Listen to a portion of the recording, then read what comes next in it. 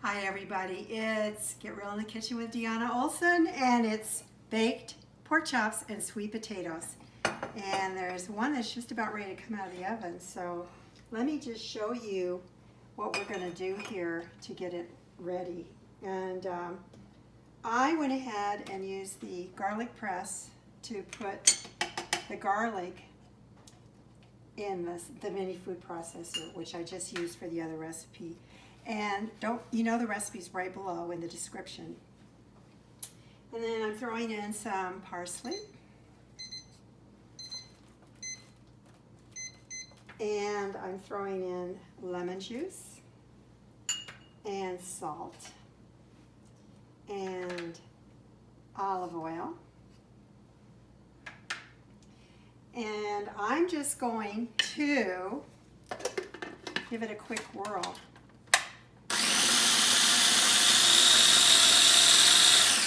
And suddenly, almost instantaneously, we have a very aromatic, simple sauce to put over the pork chops and the potatoes simultaneously. So let me assemble that. I have the sweet potatoes already sliced, and throw those in the pan. And the nice thing about this recipe is that whenever you see something like 4 pork chops, I immediately think of, well, what if I were to cut that in half? I can easily make the recipe for just 2 pork chops. I don't necessarily want a big, huge portion. So we're just going to brush some of this on. And also, just in advance, I seared these 2 pork chops, and I just remember when you sear, you want to get the pan good and hot before you put the oil in. I put the olive oil in, and I seared them about 5 minutes on each side. So those are ready. And I'm going to lay those on top. And then we're going to continue with the sweet potato march, and let's go with that. And what I do at the end, at kind of 15 minutes before I take it out, I kind of lift all this up and sneak the potatoes underneath so that the ones that are on top, so they kind of get some of the broth. More salt. I already salted those pork chops per the recipe and put some pepper on. And gonna pour the chicken broth in. You don't need that much, just what the recipe says.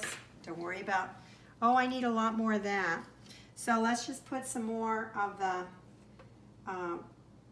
sauce on top of the pork chops, and then the rest of it on top of dribble it over and put it on top of those sweet potatoes.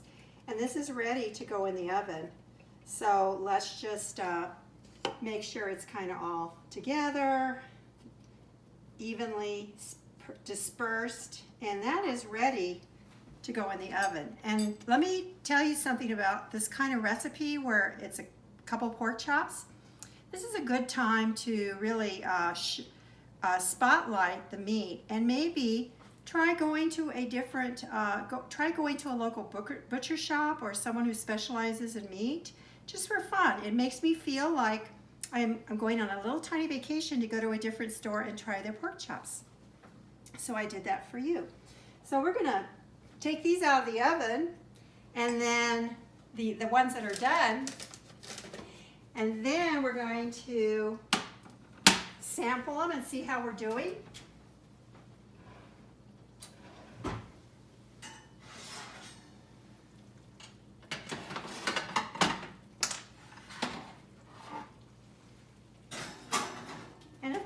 We all get really busy, but don't forget to set that timer so that whenever you're cooking. So let's try these out.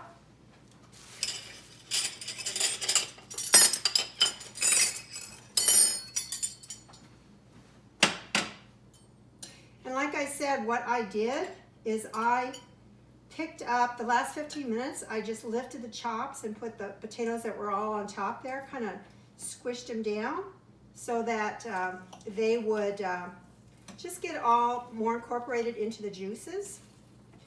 And let's check this out.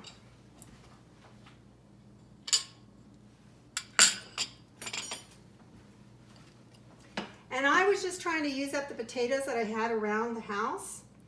And so that's why these came out with the regular potatoes. And either way is fine, whatever you have. And you've made a really rather fancy recipe with things that you have around the house. So like parsley and garlic and olive oil. And let's taste this first.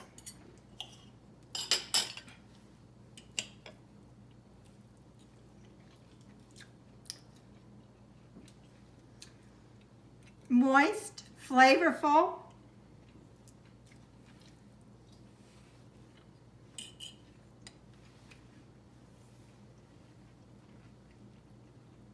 So if you happen to take this recipe and like it and put it into your regular rotation lineup, then you're going to have the things that are in here, parsley, garlic, olive oil, a lot of those things you're going to have on hand. Maybe you have some extra potatoes sitting around the house, and then you can say, hey, I love that dish. I'm just going to pick up a couple of pork chops and I'll be good to make dinner. So I really would appreciate it if you'd subscribe.